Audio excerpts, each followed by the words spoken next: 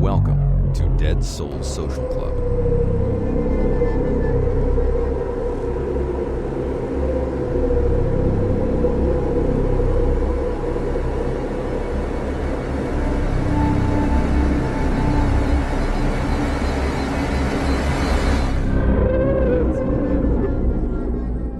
Good evening, everyone.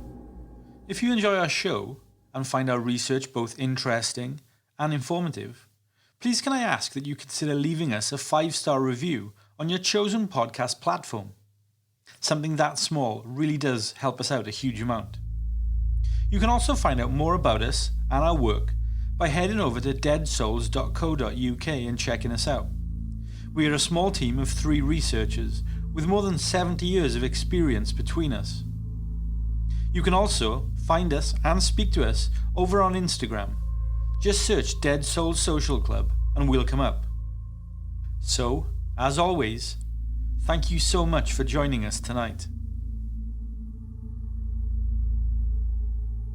This audio presentation contains graphic details of death, violence, and controversial subject matter.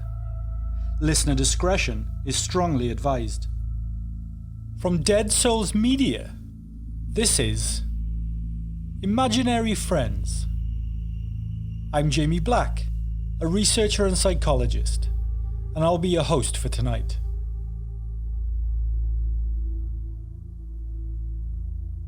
Children can say the most disturbing things when they talk about their quote-unquote imaginary friends.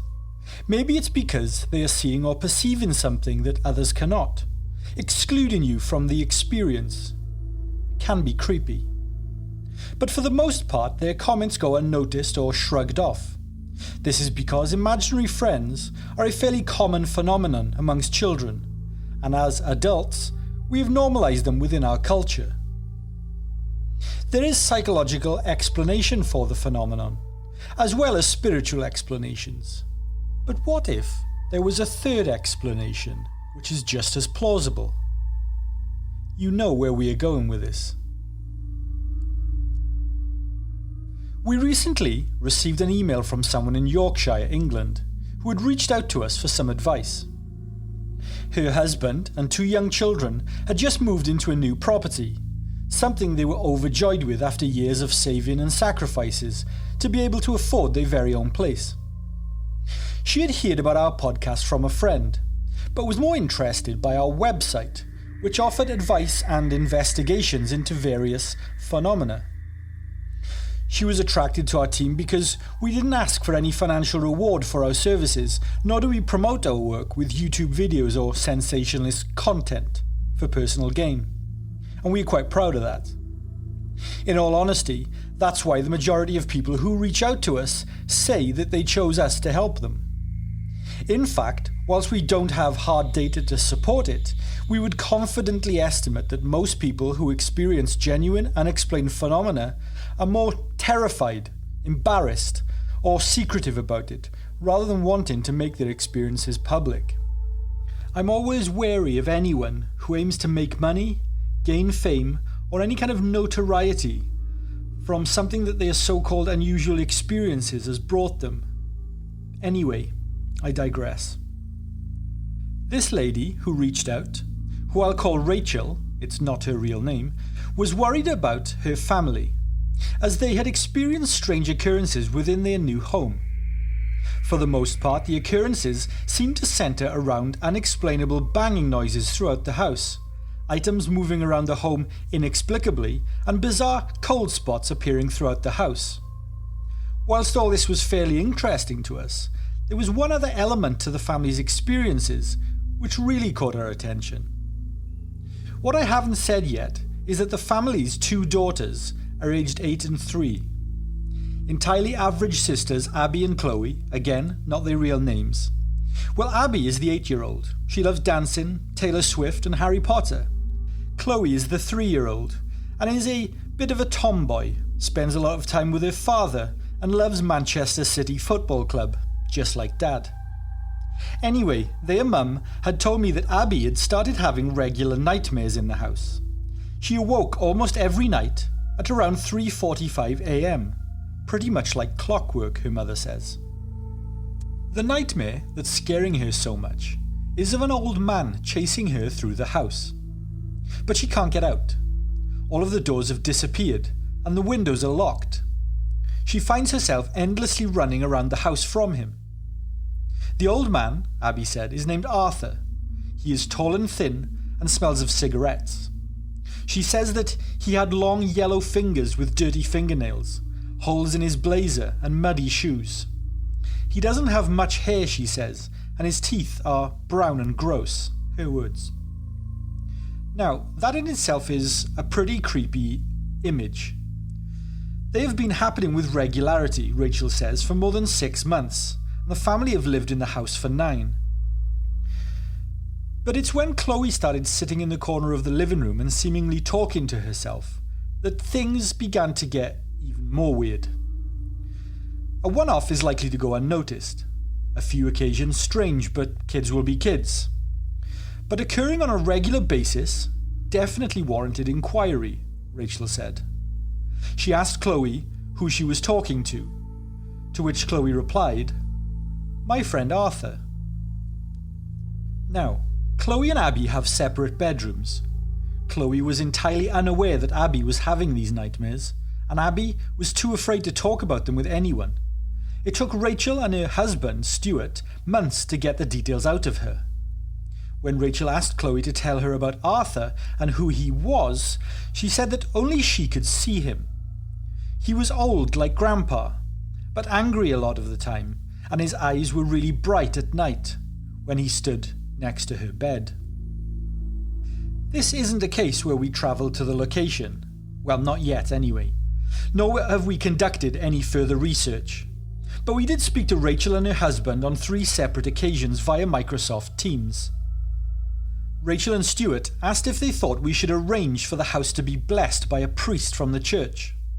We said that's certainly something that they could look into if they had a positive perception of Christian religion, or believed that it would make a difference, though it wasn't normally something we usually suggested, given how we are secular and entirely scientific in our research. My suggestion, or at least the first port of call, should be to research the history of the house and inhabitants that preceded their time there. We will see how this progresses. We are due a further catch-up with the family in a week or so watch this space. This case aside though, it got us thinking. Yes, some children develop imaginary relationships from an early age. Whether they do it to cope with a traumatic event or for simple comfort is not known and entirely specific to each individual child. But what is known is that most of the children who develop these types of imaginary relationships forget or abandon them once their social interactions begin to flourish. They leave no negative impact in the child's psychiatric development further into adulthood. Research suggests that having an imaginary friend in childhood can actually be beneficial for cognitive, social, and emotional development. Psychologically speaking, they can help children learn about relationships, explore different perspectives, and manage their emotions. Historically, the data shows that around 40% of us had imaginary friends during our childhood. That is in relation to Generation X and Millennials. But there has been a noticeable shift in the way those friendships are perceived. Up until the mid-1990s, imaginary friends were considered to be a psychological warning sign, perceived as a sign of loneliness or an unwillingness to accept reality. The consensus, however, has changed since then, and imaginary friendships are now linked to more advanced social skills. Due to increased screen time, online content, and digital shifts, the current Generation Z, though their childhoods only experience imaginary friends in around 21% of the population, a 19% decrease, the latest generation is expected to be even lower again. This subject reminds me of an online discussion I encountered on a psychology discussion forum some years ago. It caused me to save much of the conversation. The conversation centered around those stories of imaginary friends that seemed a little unsettling and a bit too real. Accounts where things got slightly too creepy or strange for comfort. Those who took part in the online discussion were both parents and psychology professionals. Here are some of the replies that I saved from the commenters who took part in the discussion, the subject of which was titled, quote, Has your kid ever revealed something disturbing to you about an imaginary friend? Unquote. Responses were from all over the world. This first one is from a user named Emerson72. My daughter Millie would often tell me about how a man would come into her room each night and put the sign of the cross on her forehead. Initially, I thought this must have just been a dream. Then, my mother-in-law sent over some family photographs. My daughter looked right at the picture of my wife's father, who had been deceased for more than 16 years, and said, "That's the man who comes into my room at night." My wife later told me her father would always do the sign of the cross on her forehead when she was young, but she had never discussed this with anyone before. This next one is from a user called Dr. Klein. A 10-year-old boy used to have weekly appointments with myself, which he attended with his mother. He described during one conversation how, a little after he was born, his sister had an imaginary friend named Jessica. One night, the boy's parents put him to bed. He was around a year old at this time. He began to cry and point toward the corner. His mother, who was there, corroborated this story, as she was there and trying to comfort him, but he continued to cry and point at the same corner. His sister, who was around 5 years old, then walked into his room and points at the corner and yells, "Jessica, stop it!" The boy stopped crying and his sister said, "Sometimes Jessica likes to put on scary masks and scare people." His mother dismissively said, "Tell Jessica that if she can't play nice, she can't play here at all." Several weeks later, and the daughter is casually talking to her mother about Jessica, when she says, "Mum, Jessica's eyes turn green when she is mad, and her voice gets deeper." Eventually the daughter outgrows her imaginary friend, but when the son, by now the 10-year-old telling me all of this, begins to talk, he explains that he has a friend that no one else can see. He shares how his friend has eyes that turn green when she is upset. Her name, he says, was Jessica. McClellan and Farber is the username of the next one. Here we go. When my brother was around 2 years old, he frequently talked about a nun that was always walking around our house at night. He saw her lots of times, he said. She was always in the kitchen, coming up from the basement. Years later, we discovered that our house had once been a convent, over 100 years before. Travels with Doctor is the username of our next one. My 4-year-old daughter has often told me about the creeper man who lives in my husband and I's bedroom. She mentions it every time she comes into the bedroom with us, usually on a weekend morning where we all have breakfast and watch TV in bed together. I made the mistake of asking what the creeper man looks like one time.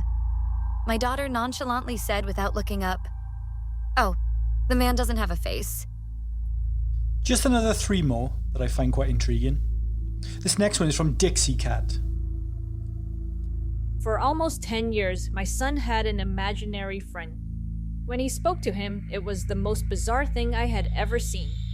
He would have rapid conversations with him, but one-sided, as if he was actually engaging with another person in natural conversation. He never skipped a beat. He was clearly having a genuine conversation that we were only privy to one side of. One particular evening, my son was sat on the chair in our living room and started responding to someone who wasn't there. He turned to his side and continued engaging in a conversation about toys with no one that we could see. The dog then began growling and barking at the same space that my son was talking to. The dog clearly saw someone there. Someone who the dog was clearly not happy to see. The next account is from user Arkan Thomas. My folks' farm surrounds a cemetery. There was an occasion where my dad and my niece were walking down there one Sunday afternoon. My niece, 4, looked up and says, "What's that boy doing up in that tree?" There was no boy in the tree, but she insisted there was and described him to my father. She also said that the boy was the son of Grandma Rose. Her brother used to have an imaginary friend that he called Grandma Rose, but he grew out of it before my niece was even born. He had never spoken of her to my niece either. My son used to always say when he was a kid that Grandma Rose, who he knew was dead, liked to help him when he was coloring in his book. The final comment that I'm going to leave here is by a user called Trevelyan. Here we go. When my boy was 3, his invisible friend, who he called Gerald, would sit in the corner of his bedroom at night. It's where Gerald lived, my son said. One time, my son chillingly told us, when his mum would switch off the lights when he would go to bed, Gerald lit up the room with his red, glowing eyes. These are just a small excerpt of responses that stood out to me in the discussion, but there were dozens more that were highly intriguing. The first studies focusing on imaginary friends occurred during the 1890s. Clausen and Passman published in 2007 a report which looked into the history of imaginary companions.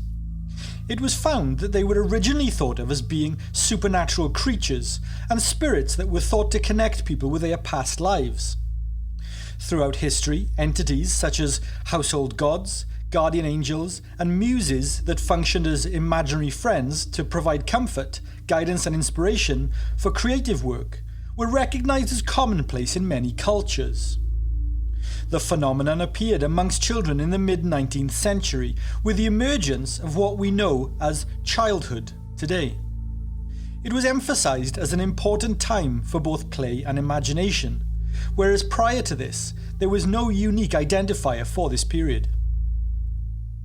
Research has shown that imaginary friends are a normative part of childhood, and some even continue into adulthood, though the percentage of people who experience ongoing imaginary companions into adulthood decreases with time.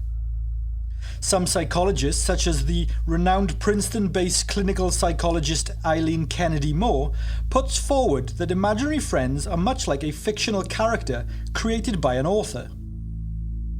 The psychologist, who specializes in children's formative psychology, states, quote, "Adult fiction writers often talk about their characters taking on a life of their own, which may be an analogous process to children's invisible friends."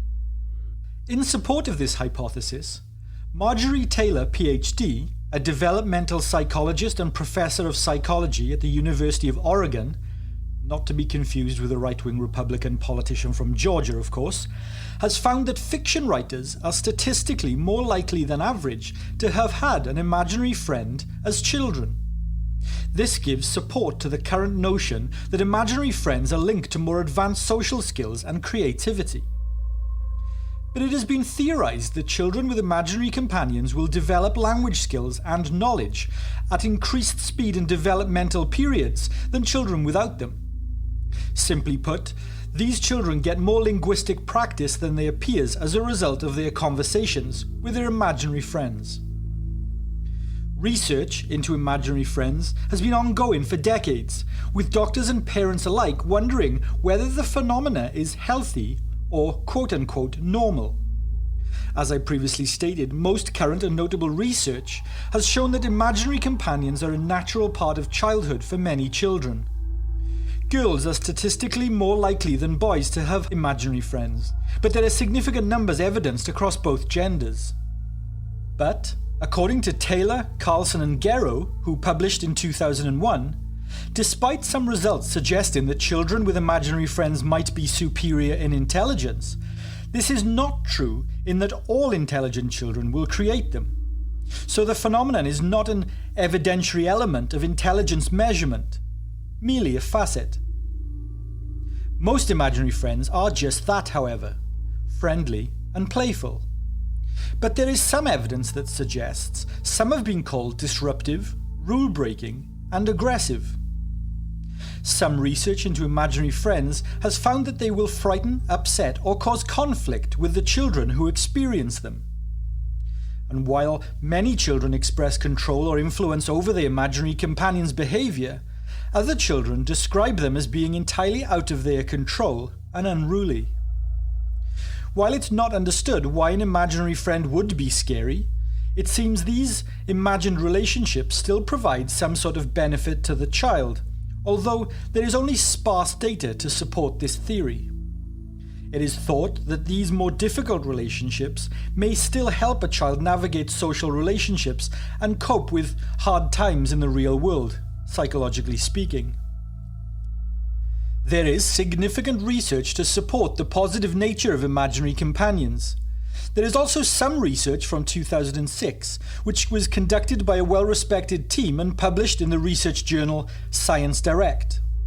Their research found that children who go on to develop dissociative disorders had a much higher likelihood of having an imaginary friend. Now, dissociative disorders are mental health conditions where a person experiences a disconnect from reality. There is, for the most part, a difference between the common imaginary friend phenomena and the heard or perceived voices of psychopathology. In many cases, when there is a psychological disorder and any inner voices are present, they add negativity to the conversation. The person with the disorder may sometimes believe that the imagined voices are physically real, not an imagined inner dialogue. A daylight hallucination, if you will. Well, these can be auditory as well as visual. Pathological dissociative identity disorders are thought to develop in response to overwhelming trauma experienced in early childhood. But what if that trauma itself is the imaginary friend who they experience? Interesting, and certainly food for thought. What's to follow is a story which was shared with me on a visit to San Francisco a few years ago in 2019. Here is the account verbatim, which I have taken from an audio recording I made of our conversation. Sadly, as I am no longer in contact with this person, I wasn't able to publish the actual recording without their consent. Regardless, here are that person's comments. My son stopped talking to his imaginary friend after my nephew, who was 15, tragically took his own life. My son, who was 5 at the time, was adored by my nephew. My nephew treated my son like a little brother, and since his mother watched my son while I worked, they spent a lot of time together. I told my son that his cousin was sick from sadness, and he had died and gone to heaven. I would remind him before he went to their house so he wouldn't ask my sister where he was, but one day he said, "Mom, you keep saying he's not here anymore, but he is. He hasn't gone to heaven yet. He sits on my bed before I go to sleep and talks to me." He would not be dissuaded. This went on for months. He knew things that we did not speak of around him, things he couldn't possibly know. My nephew's grandfather on his dad's side passed a few months later. That's when my son told me his cousin then told him he wouldn't be able to visit anymore. He was going on a journey with his grandpa and he couldn't come back again. Last thing he told him was to never play with guns as they weren't safe. My nephew had taken his life with a handgun. My son didn't know that at the time. In fact, he didn't find out until he was an adult. A tulpa is a thought-formed being which is materialized or manifested through a spiritual practice and intense concentration. The practice originated from within Tibetan Buddhism. Following the popularization of the concept in the Western world, those who are practitioners, or tulpamancers, report an improvement to their personal and spiritual lives due to the extrasensory practice. Yes, tulpa is often used for sexual and romantic interactions, though this use of the practice is considered taboo. There was a survey conducted in 2007 amongst 118 respondents. Those respondents were regular practitioners of the spiritual practice. It aimed to establish their belief or perception in the manifestations which they experienced. Respondent data showed that 8.5% supported a metaphysical explanation, 76.5% supported a neurological or psychological explanation, and 14% believed in other explanations. But almost all, 92.7% of respondents, believed that the manifestations were genuine and real phenomena. A guardian angel is an angel or tutelary being that is assigned by God to protect and guide a particular person. belief in guardian angels can be traced throughout much of antiquity. In Christianity, the hierarchy of angels was developed and detailed in the 5th century by Pseudo-Dionysius the Areopagite. Originally a mystical writer and author of fictional, spiritual writings, the created law became accepted into current religious perception. But the idea of angels also played a significant role in ancient Judaism, lending the theory that Pseudo-Dionysius the Areopagite may have based his works on existing beliefs of the time. A 15th century book titled The Book of the Sacred Magic of Abramelin the Mage, authored by Abraham of Worms, a German Kabbalist, guardian angels were central to its core. The book was translated into English in 1897 by Samuel Liddell MacGregor Mathers, a co-founder of the Hermetic Order of the Golden Dawn. Those with an interest in the occult may recognise the name of that order. This is because Aleister Crowley, the founder of Thelema, considered the holy guardian angel to be representative of an individual's truest divine nature. Crowley states that the holy guardian angel is the, quote, silent self. Whilst guardian angels may seem ancient and theological in origins, and they are, there is most certainly a place for them in modern cultures. In fact, if you are a practicing Catholic, this belief may not step that far from what you were taught as a child, and may even still hold true. The Catholic prayer, Angel of God, which is commonly taught to children, goes, quote, Angel of God, my guardian dear, to whom God's love commits me here, ever this night be at my side, to light and guard, to rule and guide. Amen.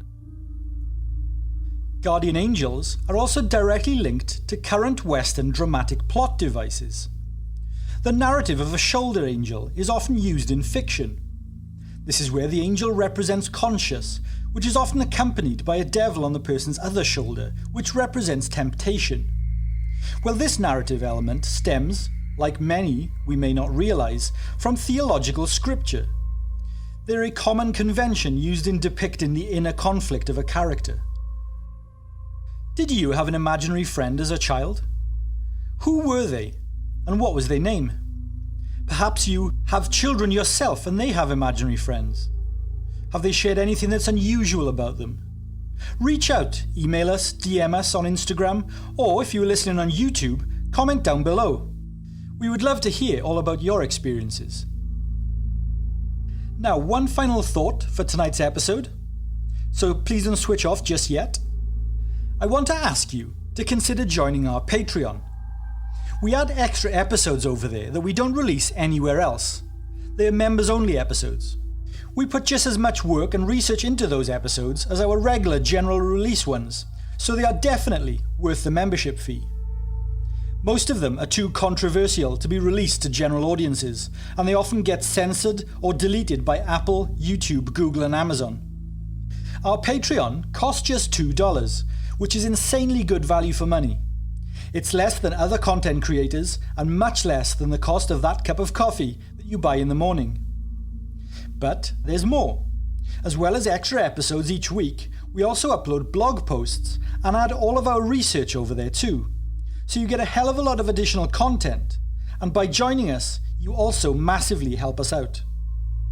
You can also speak to me and my team directly there too. Head over to www.patreon.com/Dead Souls and join us in the darkness. Good night, everyone. Thank you for taking the time to listen to our show tonight. Be sure to leave us a 5-star review on your chosen podcast platform and subscribe to our show so that you never miss an episode. Our shows aren't sponsored by any company or corporation, so any support you can give us goes a long way in supporting the work that we do. From all of us here at Dead Souls, sleep tight.